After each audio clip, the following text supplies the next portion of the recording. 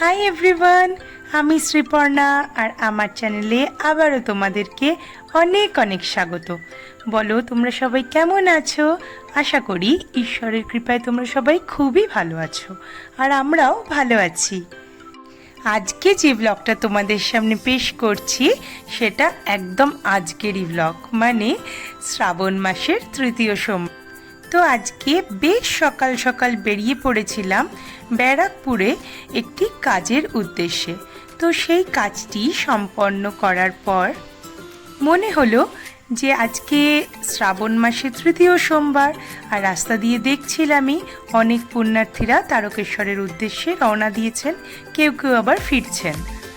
তো ভাবলাম ব্যারাকপুরেই যখন আছি, ব্যারাকপুর ক্যান্টনমেন্ট এরিয়ায় একটি খুবই ফেমাস শিব মন্দির আছে, তো ওই দিকটাতে গেলে কেমন হয়। তো যেমন ভাবনা তেমন কাজ, আমরা গাড়ি ঘুরিয়ে নিলাম আর চললাম ক্যান্টনমেন্টের দিকে। আর চলেও এসেছি শম্ভুনাথ মন্দিরের কাছে। আসলে অসম্ভব ভিড় থাকার কারণে গাড়ি তো ঢোকা অ্যালাউ নেই, তো মন্দিরের কাছাকাছি তো হেঁটেই আমাদেরকে প্রবেশ করতে হবে। তো গাড়ি পার্ক করে আমরা নেমে পড়ি, আর ঢোকার পথেই দেখতে পেলাম যে পূজার প্রসাদ হিসাবে মিষ্টান্ন বিক্রি হচ্ছে। আর আমরা এদিকে যতই ভিতরের দিকে প্রবেশ করতে থাকি, ভিড়ের পরিমাণও কিন্তু বাড়তে থাকে।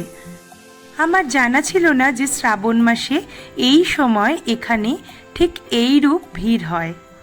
আর দেখুন, আমার ঠিক বাঁদিকেই দেখতে পেলাম লাইন দিয়ে ভান্ডারা খোলা হয়েছে, যাতে পুণ্যার্থীদের খাবার এবং জলের কোনো অসুবিধা না হয়। এখানে কিন্তু ভগবান দর্শন বা পূজার জন্য মহিলা এবং পুরুষদের ভিন্ন ভিন্ন দুটো লাইন করা হয়। আচ্ছা, এখানে দেখুন জলেরও কিন্তু সুব্যবস্থা রয়েছে পুণ্যার্থীদের ফ্রেশ হওয়ার জন্য। তো এবার আমি ভাবলাম যে আমি লাইনে দাঁড়াবো, কিন্তু যে পরিমাণ লাইনে ভিড়, আমার আর দাঁড়ানোর সাহস হলো না। এছাড়াও আমি যেহেতু পুজোর সেভাবে কোনো প্রস্তুতি নিয়ে আসিও নি, তাই আর জোর করে দাঁড়ালাম না।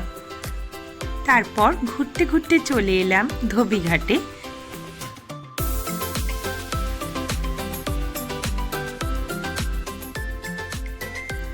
আর এখানেই বেশ কিছুক্ষণ দাঁড়িয়ে থেকে খেয়ে নিলাম চা, বিস্কিট আর গঙ্গার মনোরম হাওয়া।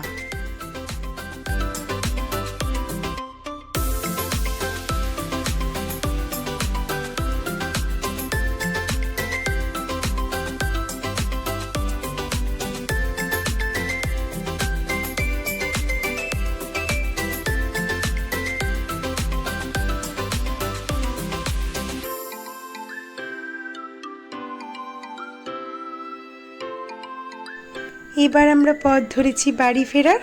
আর দেখুন, আর ফিরতি পথেও দেখতে পেলাম কত পুণ্যার্থীদের রাস্তার দুপাশে, সাথে রয়েছে তাদের জল এবং খাবারের পসরা বসানো। আর ফিরতি পথে মিষ্টির দোকানে ঢুকে দেখলাম বোঁদে। অনেক দিন পর খুব ইচ্ছে করলো খেতে, যদিও আমি ঝাল প্রেমী মানুষ, বাট মাঝে মাঝে মুখ পরিবর্তন হলে তো সবারই ভালো লাগে। তাই মুড়ি আর বোঁদে দিয়ে ব্রেকফাস্ট সেরে বাড়িতে কিন্তু বসে থাকিনি, বেরিয়ে গিয়েছিলাম বাজারে। আর বাজারে গিয়ে কর্তামশাই বলল, চলো দেখি ইলিশ মাছ কেমন এসেছে। তো ওখান থেকে দুটি ইলিশ মাছ কেনা হলো। তোমরাও বলবে কে কে আমার মতো ইলিশ মাছ খেতে ভালোবাসো, ঠিক আছে? তো শ্রাবণ মাসের তৃতীয় সোমবারের সকালটা তো আমি এভাবেই শুরু করলাম। তোমরা আজকের দিনে কি কি করলে আমাকে জানাতে ভুলো না কিন্তু। আর আমার ছোট্ট এই ব্লগটা তোমাদের যদি ভালো লেগে থাকে, তাহলে অনুরোধ করব চ্যানেলটিকে সাবস্ক্রাইব করার। আগামী দিনে কোনো ব্লগ আপলোড করলে তার নোটিফিকেশন যাতে তোমরা তাড়াতাড়ি পাও, তাই জন্য বেল আইকন প্রেস করতে কিন্তু একদম ভুলো না। আর লাইক আর কমেন্ট করলে তো আমার খুবই ভালো লাগবে। আজ তবে আসি, বাই।